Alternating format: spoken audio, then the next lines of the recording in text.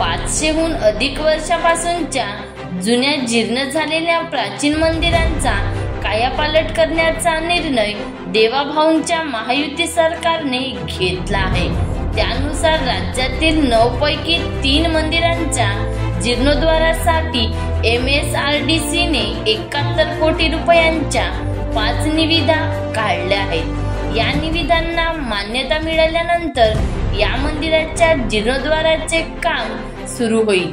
यामध्ये पुणे जिल्ह्यातील कार्ला येथील एकविरा देवी, बीडमधील पुरुषोत्तमपुरी तसेच कोल्हापूर जिल्ह्यातील गोपेश्वर मंदिरांच्या कामाचा समावेश आहे। त्या निर्णयाची अंमलबजावणी करण्याची जबाबदारी MSRDC कडे सोपविली आहे।